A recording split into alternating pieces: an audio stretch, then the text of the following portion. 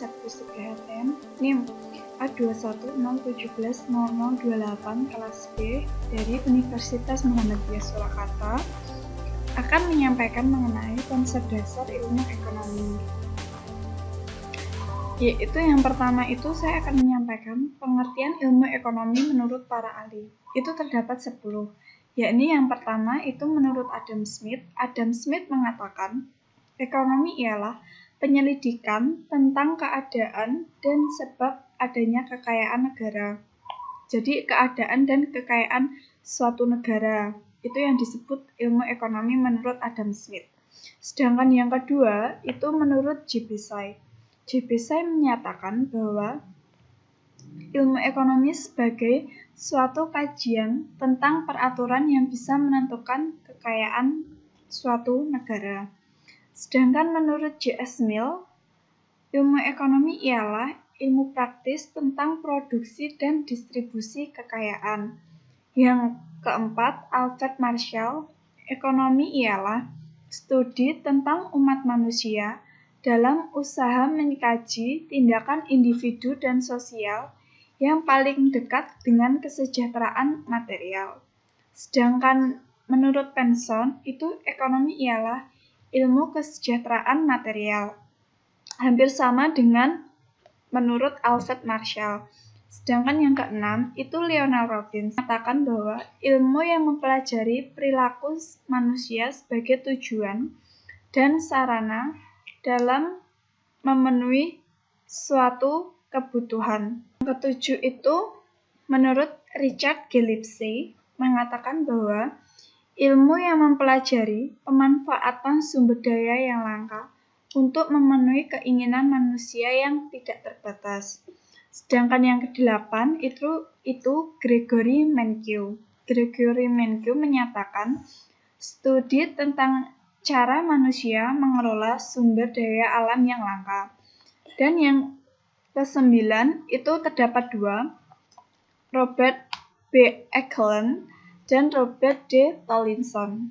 Itu mengatakan bahwa ilmu yang mempelajari cara individu dan masyarakat yang mempunyai keinginan yang tidak terbatas dan bagaimana caranya untuk memenuhi kebutuhan atau keinginan mereka yang tidak terbatas agar mereka puas dalam memenuhi kebutuhan. Dan yang ke-10 itu menurut Paul A. Samuelson menyatakan bahwa ilmu ekonomi studi tentang cara masyarakat membuat pilihan tanpa menggunakan uang, sumber daya produksi yang terbatas, tetapi dapat dipergunakan untuk menghasilkan berbagai komoditas dari waktu ke waktu.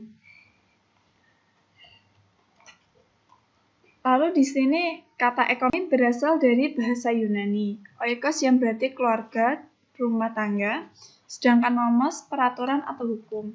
Jadi apabila dijadikan satu atau istilah ekonomi itu adalah ilmu yang mempelajari kebutuhan manusia yang tidak terbatas. Perkembangan ilmu ekonomi. Bapak ilmu ekonomi yang pertama kali itu Adam Smith. Dan ini mengembangkan ilmu ekonomi dari abad ke-18 melalui karya besarnya yaitu Wealth of Nations untuk mencoba mencari tahu sejarah perkembangan negara-negara di Eropa. Dan sering disebut The Queen of Social Science. Ilmu ekonomi telah mengembangkan serangkaian metode kuantitatif untuk menganalisis fenomena ekonomi. Dan pembagian ilmu ekonomi itu ada 3. Yang pertama ekonomi deskriptif, yang kedua teori ekonomi, itu diturunkan lagi menjadi 2, ekonomi mikro dan ekonomi makro. Sedangkan yang terakhir itu ekonomi terapan. Di sini saya yang pertama akan menjelaskan mengenai ekonomi deskriptif adalah analisa ekonomi yang menggambarkan keadaan ekonomi yang sebenarnya atau yang real. Misalnya itu pada pandemi COVID-19 ini. Ekonomi Indonesia ini mengalami penurunan secara drastis. Dan kita bandingkan dengan masalah ekonomi tahun-tahun sebelumnya. Teori ekonomi. Teori ekonomi yaitu cara kerja perekonomian di kehidupan masyarakat. Diturunkan menjadi dua, ekonomi mikro dan ekonomi makro. Yang ekonomi mikro itu artinya kecil. Berarti di sini ekonomi mikro itu ekonomi yang berskala kecil. Misalnya itu seperti pendapatan bagi rumah tangga, penentuan harga jual antara penjual atau pembeli di pasar. Sedangkan yang ekonomi makro itu ekonomi yang berskala besar atau secara keseluruhan. Di sini contohnya itu seperti perdagangan internasional, kebijakan pemerintah, inflasi, deflasi, dan pertumbuhan ekonomi perkembangan dari tahun ke tahun. Dan yang ketiga itu ekonomi terapan. Ekonomi terapan yaitu merumuskan atau pedoman dalam mengatasi masalah ekonomi. Misalnya itu seperti ekonomi perbankan, ekonomi moneter, dan ekonomi perusahaan. Nah, kita akan membahas mengenai tindakan ekonomi itu dibagi menjadi dua ya. Yang pertama itu tindakan ekonomi rasional, sedangkan yang kedua itu tindakan ekonomi irasional. Tindakan ekonomi rasional itu tindakan ekonomi bagaimana cara masyarakat atau manusia dalam memenuhi kebutuhan yang menurut mereka lebih penting. Misalnya itu dalam memenuhi kebutuhan pokok seperti sandang, pangan, ataupun papan yang intinya itu tidak berlebihan. Ekonomi irasional yaitu cara masyarakat atau manusia dalam memenuhi kebutuhannya, namun secara berlebihan. Misalnya itu seperti membeli apartemen, mobil mewah. Selanjutnya, saya akan menjelaskan prinsip ekonomi. Prinsip ekonomi itu dibagi menjadi tiga, produsen, konsumen, dan distributor. Prinsip ekonomi yaitu usaha yang disertai pengorbanan sekecil-kecilnya untuk memperoleh atau penghasilan yang sebesar-besarnya. Jadi, prinsip ekonomi ini sebagai pelaku ekonomi. Prinsip ekonomi produsen ini adalah menciptakan barang atau jasa. Sedangkan yang konsumen ini kita membeli barang atau kita menggunakan jasa. Contoh dari produsen di sini kita membuat usaha rumahan seperti membuat masker. Lalu yang kedua konsumen. Konsumen ini di sini kita menggunakan masker tersebut lewat perantara distributor. Jadi distributor itu penyalur antara produsen dan sampai ke tangan konsumen.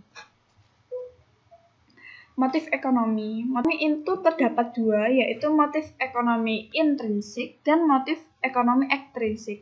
Tentunya kalian sudah tahu ya, kalau yang in itu artinya apa, yang x itu artinya apa. Kalau yang in itu artinya dari dalam, sedangkan yang x itu artinya dari luar. Motif intrinsik yaitu alasan seseorang melakukan tindakan ekonomi itu didorong dari dalam dirinya. Itu seperti memenuhi kebutuhan hidup, meningkatkan status sosial, dan memenuhi selera masyarakat atau gaya hidup. Sedangkan yang motif ekonomi ekstrinsik itu alasan seseorang melakukan tindakan ekonomi itu berasal dari luar dirinya atau dari faktor luar, misalnya faktor sosial, lingkungan, budaya. Itu seperti misalnya kita melakukan tindakan ekonomi itu untuk memperoleh motif ekstrinsik ini, kita melakukan tindakan ekonomi ini untuk mendapatkan penghargaan. Lalu motif ekonomi dalam melakukan tindakan ekonomi di sini terdapat 4. Yang pertama itu mencari laba, yang kedua memperoleh kekuasaan, yang ketiga motif sosial, yang keempat itu memperoleh penghargaan. Yang pertama mencari laba. Kita melakukan motif ekonomi dalam tindakan ekonomi itu untuk mendapatkan laba. Misalnya kita memproduksi suatu barang. Jadi kita melakukan pengeluaran atau biaya yang sekecil-kecilnya untuk memperoleh penghasilan yang sebesar-besarnya. Itu termasuk dalam prinsip ekonomi yang sudah saya jelaskan. Lalu yang kedua itu untuk memperoleh kekuasaan. Memperoleh kekuasaan itu seperti kita dalam melakukan tindakan ekonomi itu untuk menguasai pasar. Dan yang ketiga itu motif sosial. Kita dalam melakukan tindakan ekonomi, selain untuk memenuhi kebutuhan, itu juga dapat untuk meningkatkan kesejahteraan sosial kita. Semakin kita mempunyai ekonomi yang tinggi, semakin juga status sosial kita bertambah. Lalu yang keempat ini memperoleh penghargaan. Memperoleh penghargaan ini masih berhubungan dengan yang ketiga, yakni motif sosial. Dengan adanya tingkat sosial kita yang tinggi, otomatis kita memperoleh penghargaan dari masyarakat. Sekian yang dapat saya sampaikan, misal ada salah kata atau perbuatan dalam penyampaian materi ini, saya memohon maaf yang sebesar-besarnya. Sekian dari saya. Terima kasih. Wassalamualaikum warahmatullahi wabarakatuh.